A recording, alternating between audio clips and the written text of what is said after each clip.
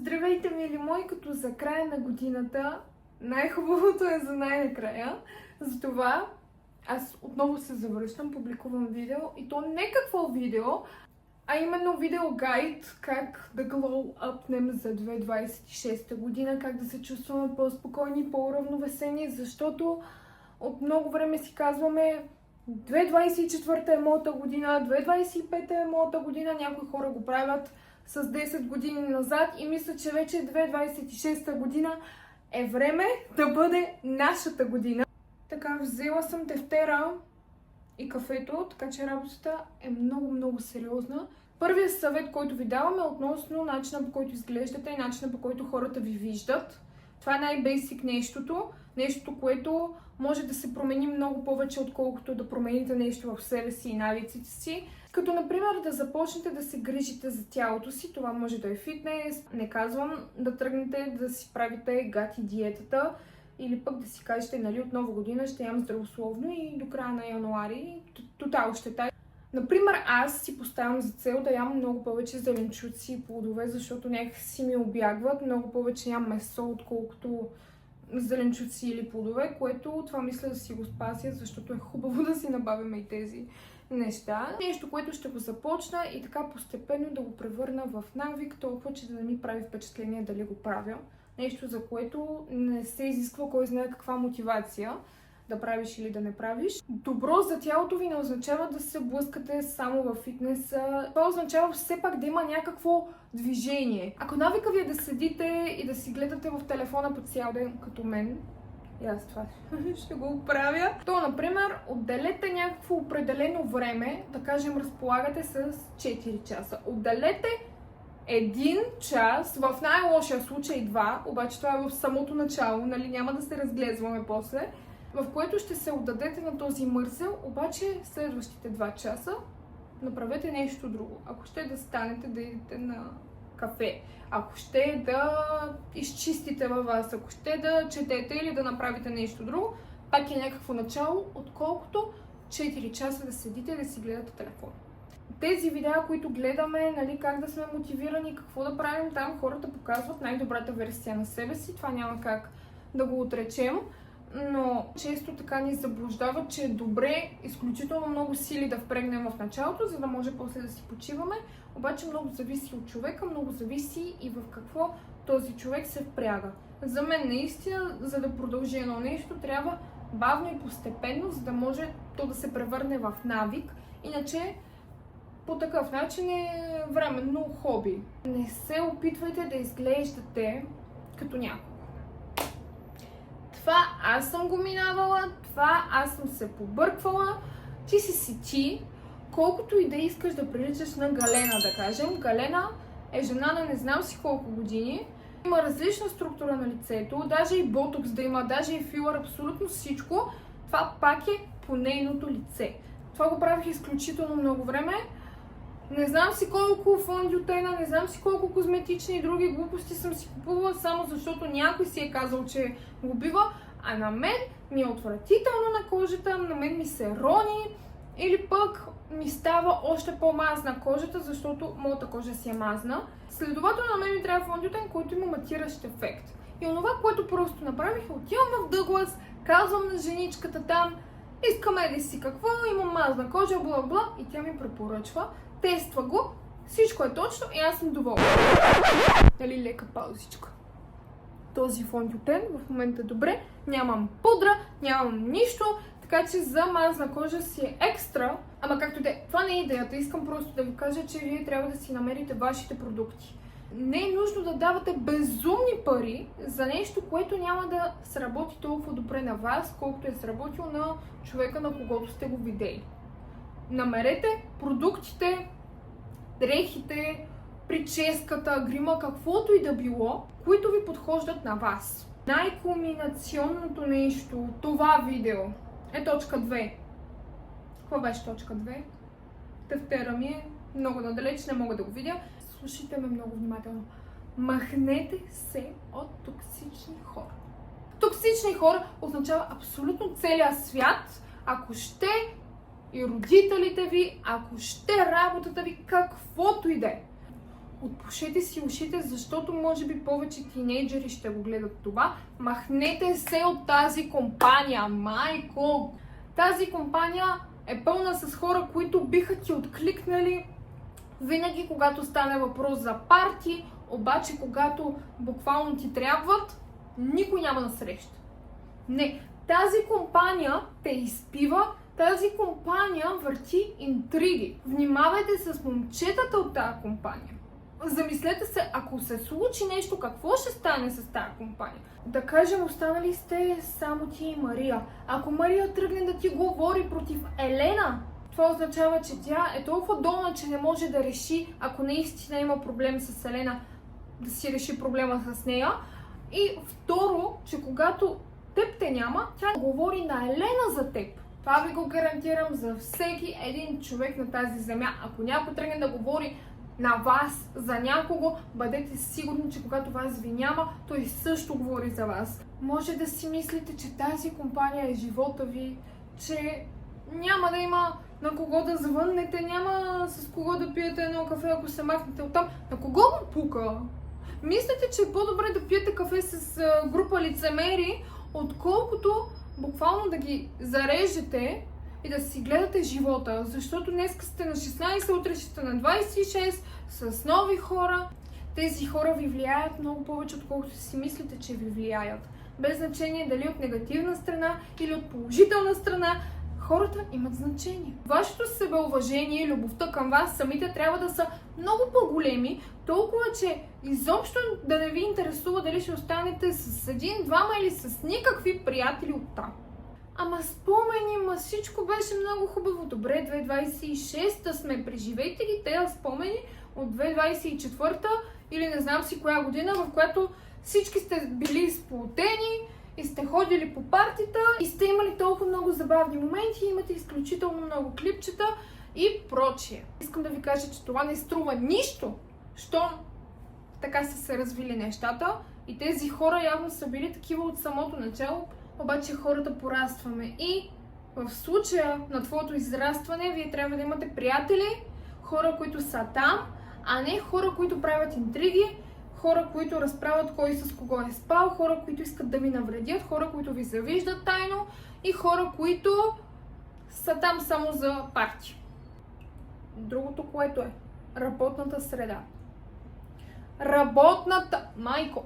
Ти да работиш там някъде, където хората не те харесват. Там, където личи, че има някакво отношение.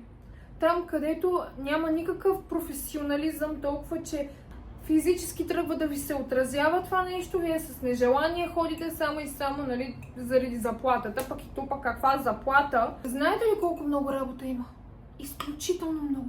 Аз съм само на 20 хора. Не съм работила кой знае колко. И онова, което съм научила е, че с такъв тип екип не се работи. Това не е екип. Не си мислете, че има нещо такова, като държат ме на работа, защото съм изключителен кадър. Може. Обаче вие, ако бяхте изключителен кадър, щяха да се отнасят добре с вас. Нямаше да има интриги, нямаше да ви говорят зад гърба, нямаше да ви правят мръсно колегите или пък шефовете. Защото тези, които виждат, че наистина си ценен кадър и си незаменим и трябва да работиш винаги при тях, повярвай ми, че се държат по друг начин с теб. Такива хора не. Такива хора просто се държат окей горе-долу с теб, защото за момента им вършиш много повече работа, отколкото ако тръгнат да назначават някой друг или поверят работата на някой, който не се интересува толкова от нея. Затова си ценен кадър.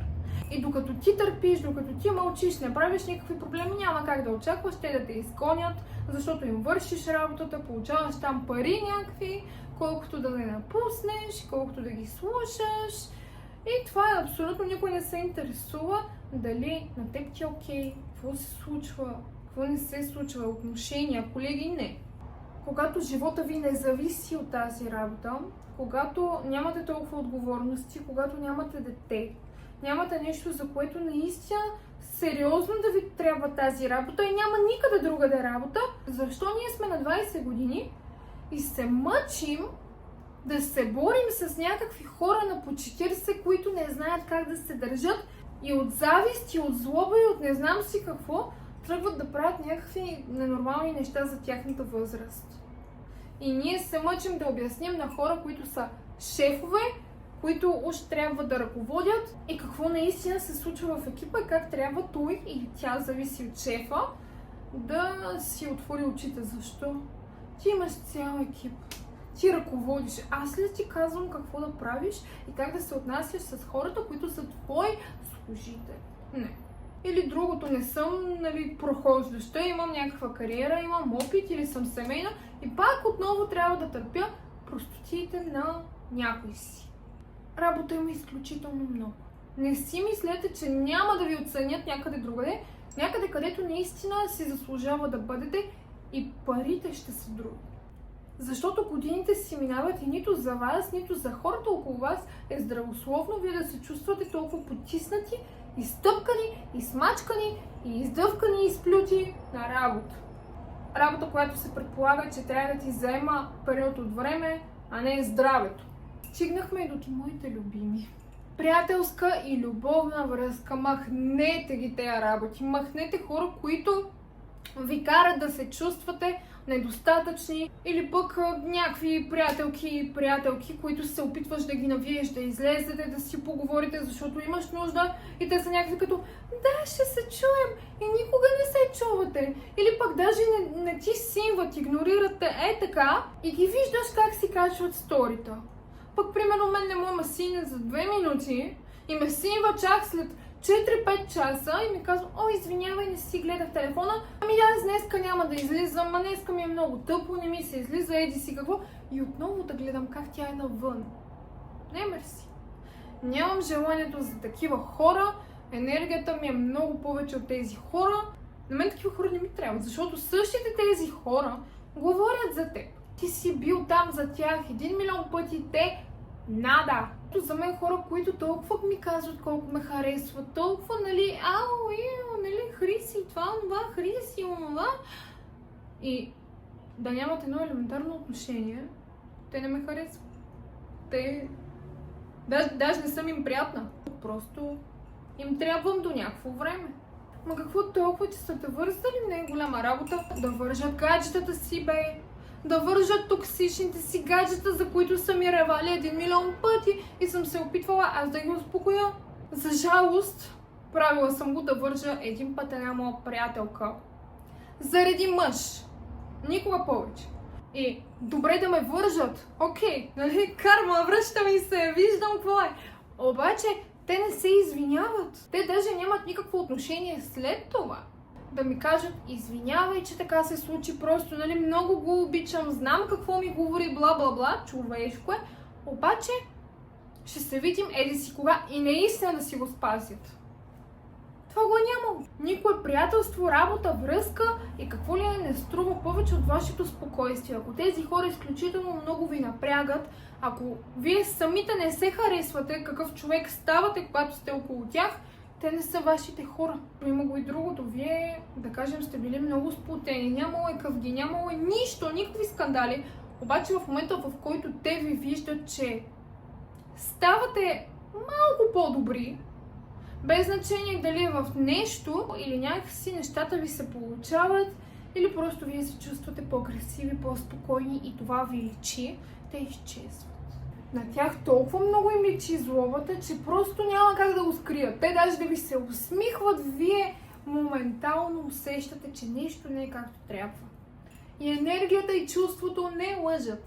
Няма значение дали си мъж или жена, всеки знае, че токсичната връзка те изтощава. 1 милион пъти ще ви говоря за това нещо. Може да се повторя много още толкова. Токсичните връзки към 2026 година не са вариант. Дайте си някакъв срок, в който постепенно да се откъснете от там, защото когато се откъсваш от такова нещо, това е като ада. Прекалено сме стари хора, 2026 година и все още някакви хора са фактор. И то не хора, които вярват във вас, не хора, които без значение какво постигнете, те ви ръкопляскат, а хора, които гледат по всякакъв начин вие да не стигнете до там, че другите да ви пляскат. Обяснете ми, може да сте перфектни във всяко едно друго отношение, наистина да имате дисциплината да ги направите всички тези промени, които искате за 2026. Ще станете супер красиви, готини, нали? Мъже, жени. Ще направите мечтаното тяло, ще се чувствате много по-добре. Ще махнете приятели, работодатели и какво ли не, ще започнете нова работа, нов живот, всичко. И нищо от това няма да има значение, когато сте в същия цикъл, в който сте били с хора, които не го заслужават. Без значение колко сте мотивирани, колко неща направите, в момента, в който вие допуснете отново този човек, всичко се срива. И как така?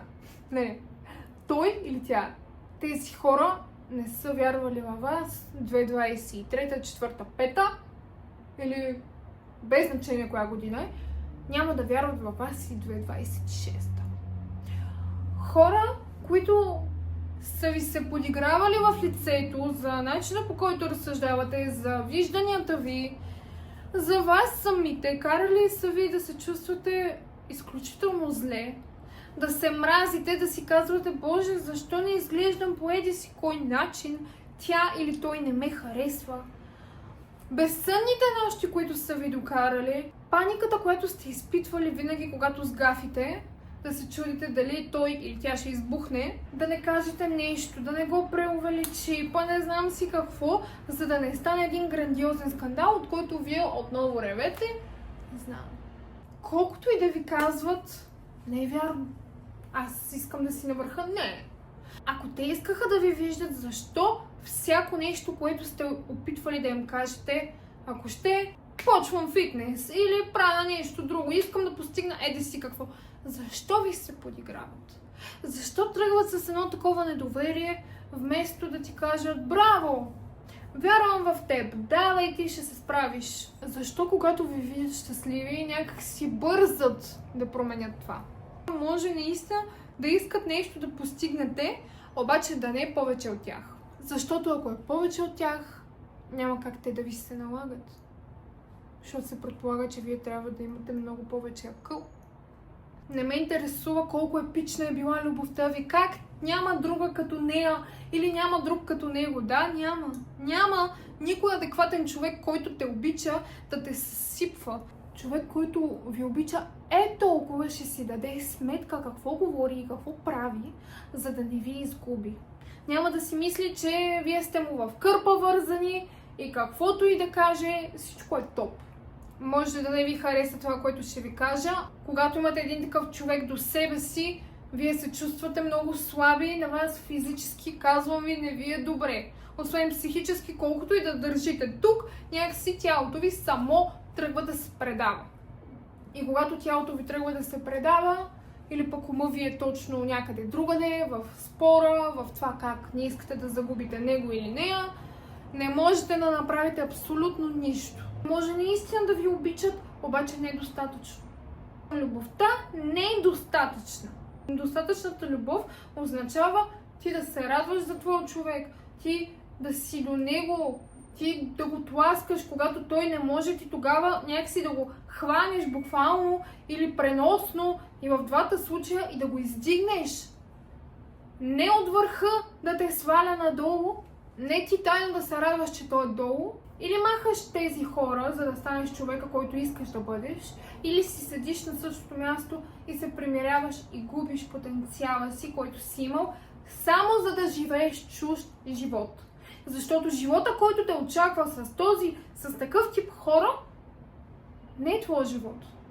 Защото вие самите не искате да станете такъв човек, обаче от любовта си към тях, сте готови вашия живот да го дадете. И ако си мислите, че такъв тип хора са благодарни, ако си мислите, че ще му родите 2-3 деца, тотално ще се занемарите, няма да имате кариера, след години вие това ще сте го направили и човека ще ти каже: благодаря, че са жертви.